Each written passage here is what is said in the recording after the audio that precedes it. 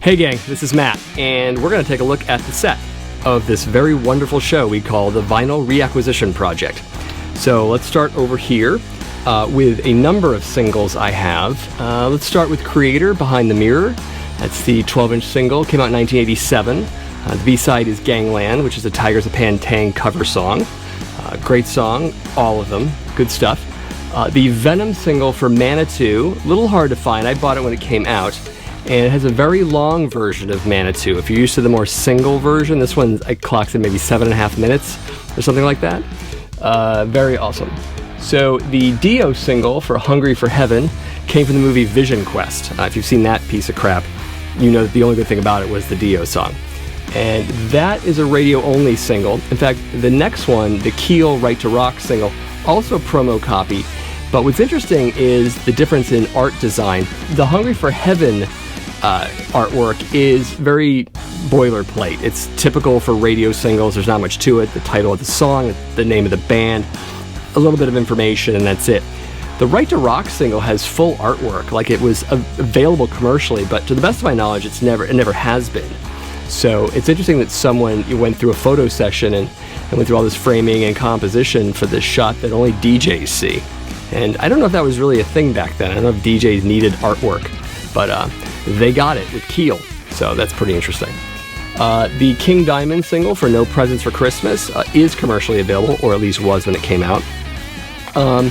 Great song, a holiday favorite for most King Diamond and Merciful Fate fans. That is the cover that probably people know the best, the King making the thumb to nose while having a reindeer over his head. And the back of it has a standard logo, King Diamond logo, but it's in red and green. And I think that might have been a cover to an alternate version, but obviously the better cover is the holiday cover. The OWar single is for All Men Play on 10. Great song. And a truth. Yeah, obviously, they must play on 10. That's a thing. And what's interesting about that single is that it's a gatefold single, which I've never seen before. Who spends the money on a gatefold? OWar does, apparently. And if you open it up, it shows a very giant picture of a Marshall stack, which makes sense because it's OWar. So there's that. The Wasp single for Animal, F Like a Beast, classic single. That and the B-side Show No Mercy weren't on an album at the time, so if you wanted those two tracks, then you had to buy the single. And why not? It's a perfect way to piss off your parents. Which, if you're 16 years old, that's pretty much your job. The Judas Priest Free Will Burning single has a Breaking the Law, and you've got Another Thing Coming live on the B-side. Great stuff.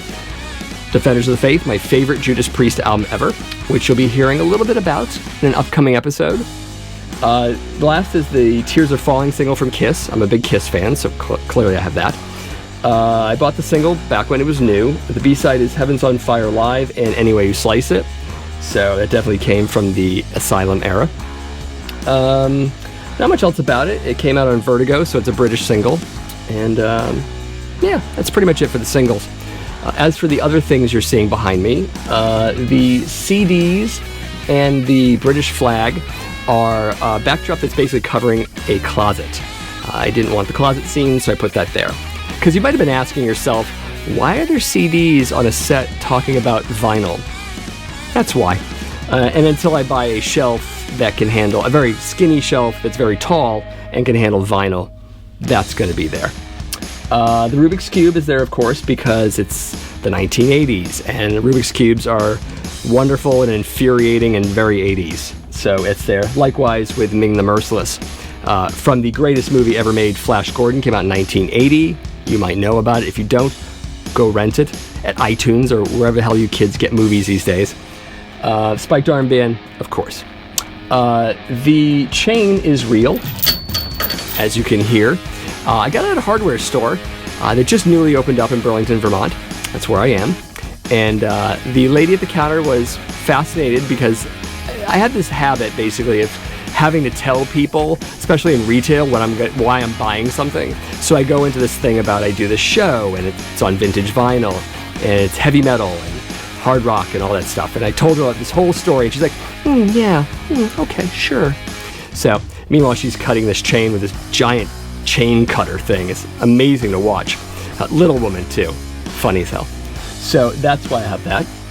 The bandanas on either side are from my youth. I probably bought them when I was about 15, 16 years old, and that's a very long time ago, as you can tell by looking at me. They're very faded, very worn, and again, evocative of a time period for me. Much of this set in general, I think it's kind of obvious, is an evocation of sorts for me. It brings me back into a time period, and it puts me in a mindset to do the show. And hopefully it does some of that for you too. Maybe you see something over either my shoulders and think to yourself, I had one of those, or I remember that. So I'm definitely trying to do that, because I'm doing it for myself too. So there you go with that.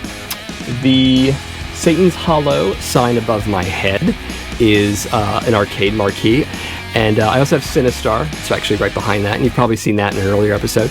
Probably going to buy a bunch of those and change them out every once in a while. So there's that. As for the gas mask is kind of interesting. I got it as a kit from a relative of mine during the Y2K panic. If you don't know about Y2K or the Millennium Bug, you can go on Wikipedia, I'm sure, and they'll tell you everything. But that didn't happen. The big disaster thing didn't happen. So I have this gas mask, and here it remains on my set. It's also kind of 1980s if you think about the Red Scare and nuclear holocaust, and the Russians are coming to get us. So it kind of fits the theme there as well. And the horns are from 1999 Halloween. I was at the Museum of Natural History in New York City, and there was a vendor selling them. So I bought a pair along with all the other kids, I guess. So the lights don't work anymore, unfortunately, but there they are nevertheless. We should talk about the bass, actually. That's a BC Rich Warlock. It is not, unfortunately, from the 1980s, but it looks like it because it has the white banding around the sides, which is classic for the older models of the time. And it also looks like the bass Nikki Sixx had during the Shot the Devil era, and I dig that, and you might too. So that's why I have that bass. I have 3 basses, actually. I have a PV Fury, and I have an EB3 from Epiphone as well. And you might have seen those swap out every episode, and you're going to continue to see that. So that's the story with that. A couple other things I might have missed. Let's talk about the plasma ball that's right there.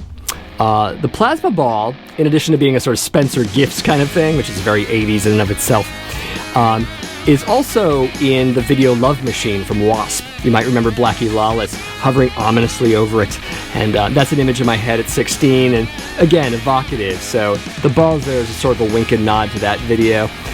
You should see the video if you haven't seen it, by the way. It has sex nurses writhing on weightlifting equipment for some unknown reason.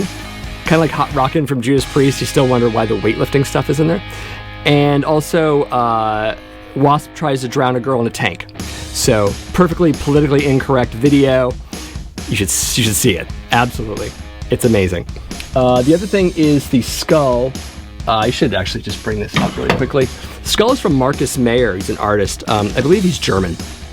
This is a vampire skull, and he actually gave this to me. And he's on the internet if you want to find him. Markus, and Mayer is Mayer, I believe. So that's it. That's the tour, and a short tour, of course, because it's a small place. But if you like anything here, let me know. Maybe you can think of something that would look great on the set that you know about that I just didn't think about. Leave that in the comments. You can also drop me an email. The address is below. And that's it. Take care, and ever forward.